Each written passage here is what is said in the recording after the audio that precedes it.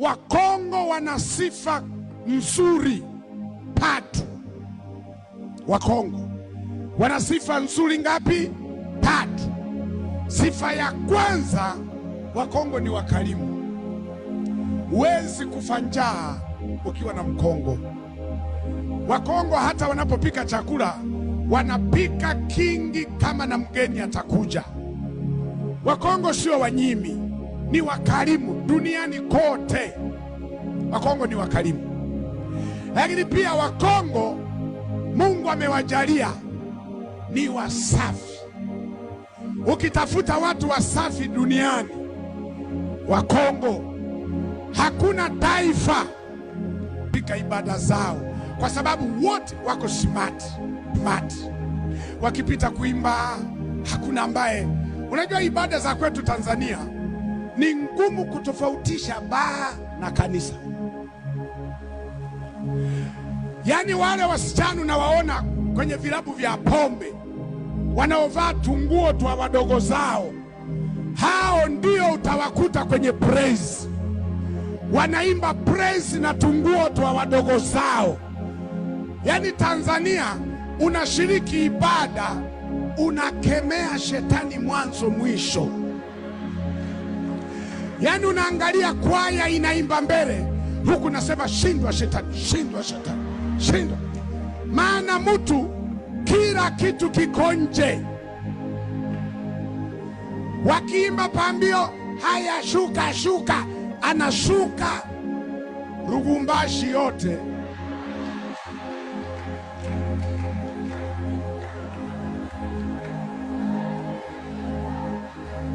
Tanzania tuko na shida. Tanzania, Kenya, Uganda sio sana. Yaani kutofautisha mpagani na mtu wa kiroho ni kazi sana. Lakini ibada za Wakongo, mtu akisimama mbele ana heshima zake zote kabisa, yuko smart. Kwa hiyo sifa ya pili, Wakongo ni wasafi, wanavaa smart. Amen. Sifa ya tatu, Wakongo wana pua ya kunusa hela. Ukienda mahali popote ukaona hakuna Mkongo, hama, hapafai kuishi. Amenusa hela, amegundua hazipo. Ndio maana Wakongo wako kila mahali. Nilikuwa South Africa, nimehubiri mwezi mzima. Ndio nikaja Tanzania nikapumzika siku moja nikaunga kuja huko. Nimehubiri mwezi mzima. Wakongo wamejaa South. Mpaka unashindwa kuelewa wenyeji ni nani. Maana wamejaa mpaka tu vijiji twa mwisho. Wakongo wapo. Wakongo wanajua kunusa hela. Amen. Kwa hiyo wana mazuri mangapi? Lakini duniani hakuna kizuri kinachokosa kasoro. Najua hiyo ni habari mbaya, hamtaki kuisikia. Duniani hakuna kitu kizuri kinachokosa nini? Kasoro. Kasoro za Mkongo ziko mbili tu, sio nyingi. Mkongo mukikubaliana muonane saa moja, jipange saa 4. Mkongo mukikubaliana ibada itaanza saa 8, msubiri saa 9, saa 10. Wengine hivi ndio hao wanaingia.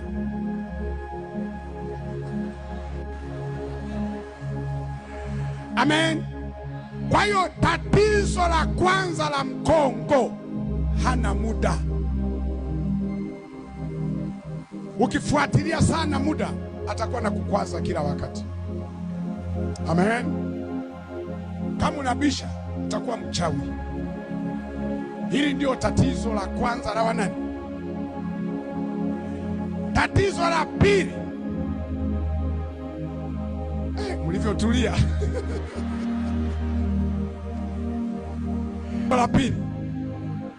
Tatizo la pili, Mkongo ndio kiumbe ambacho hakitaki kutawaliwa na yeyote. Kila Mkongo ni mbabe. Kila Mkongo anataka uhuru wake. Hataki kuwa controlled, yani kwamba uweze kumtawala Mkongo umuongoze. Hawaongozeki. Ndio maana nimekwambia ukiwa mchungaji ukachunga Wakongo kutoka Mande mpaka kutoka Januari mpaka Disemba, kula jogoo peke yako. Hawaongozeki. Kila mtu ni kiongozi. Kila mtu ni kiongozi. Ndio maana hata protoko wanapata tabu. Kaa hapa, sio lazima hata pale.